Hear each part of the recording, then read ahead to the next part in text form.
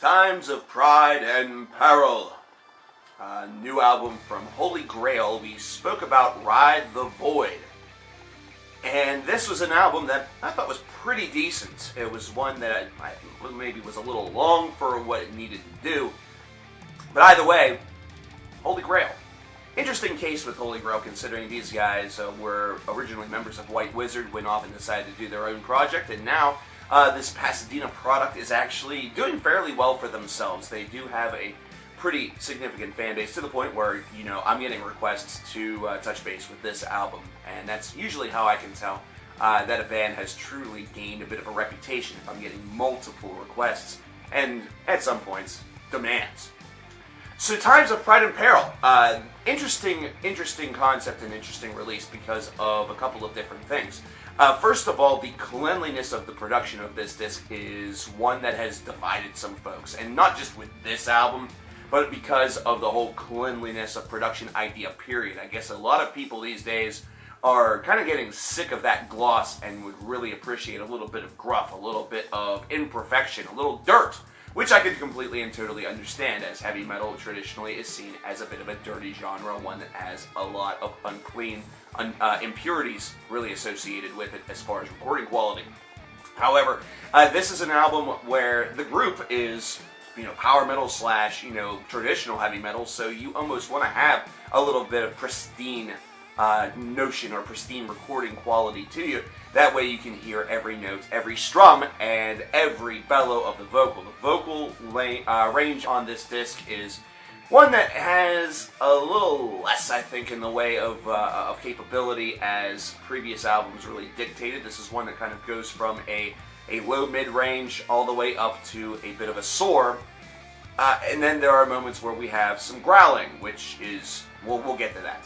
So, the one thing I'll say about this disc is that I feel, compared to Ride the Void, is that at times, while these guys still have a tremendous amount of talent and a tremendous ability, at times they sort of go a little bit simpler on this album. They kind of strip a couple of things down. They make sure that these riffs are catchy and have a little bit more of that sort of toe tap, head bang ability to it, as opposed to trying to will their way into your hearts through senseless technicality. And this displays that, because with songs such as Crystal King or Sudden Death, right in the first portions of the disc, you can tell that there's a little bit more of a different aspect to this album compared to Ride the Void. It's one that is focused a little bit more heavily on those powerful rhythms or those powerful choruses, a little bit more clean. It's a little bit more clean.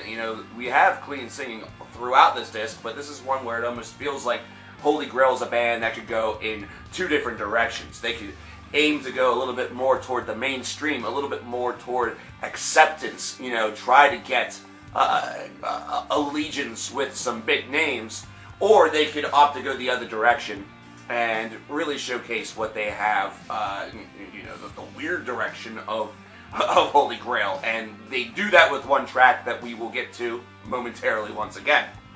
Apotheosis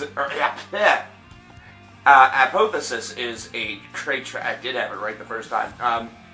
Great track that really displays this, considering it does have that catchy toe-tapping quality to it. They write a riff that is impossible to have leave your mind. It's one that stays there for quite a bit. You can find yourself really returning to this song. It has a really powerful driving chorus as well, and that's something that's really becoming a staple on this Holy Grail disc. Then we get the Black Lotus, which is really interesting. And this is 9.5 minutes long, and at times it feels like this track is kind of being strung together or held together by duct tape and freaking staples, because this feels very much like every member of the group brought together a riff idea or a basic framework concept, and they decided they were going to somehow put all of these into this song.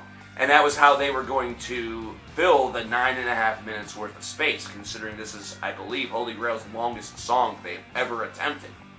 So, roughly speaking, you have about 3 minutes to nearly 3.5 minutes of actual lyrical content, and then it descends into more of a instrumental for the next half of the track. And whenever you finally do get a return to that vocal chorus, to that powerful singular moment that really defines the track, you're kind of like, wow, that doesn't feel like it belongs here. It sort of feels like we just jumped from one song to another, almost as though they were attempting some sort of movement idea, and this element was meant to be some sort of reprise. And then, within 1 minute of this track and ultimately this album being done, we just hear growls. And the whole entire mood, the whole entire idea of this song sort of flip-flops upside down, and you're really confused. It is very much it's a confusing and off-putting track, but at the same time, the instrumental prowess does have enough nicety to it, and it does have enough atmosphere and openness to it. There's enough open space on this track that it's kind of hard to turn off. It's actually a pretty decent song as far as that quality is concerned, but whenever it comes to composition, it just feels really jumbled and completely out there. They've kind of lost their minds on this one.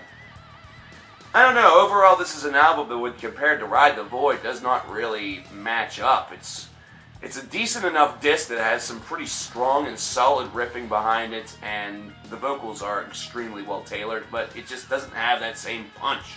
You know, it has catchiness to it. It has a little flavor to it. But as far as solidarity of material, there are a lot of tracks I just sort of felt myself zoning out while listening to. And that's not on the first playback. That's on the second, the third, the fourth, and ultimately the fifth and final that I tried to give this disc prior to recording. I don't know, this one just doesn't feel nearly as strong as its predecessors, but it's still one that's worth your investigation.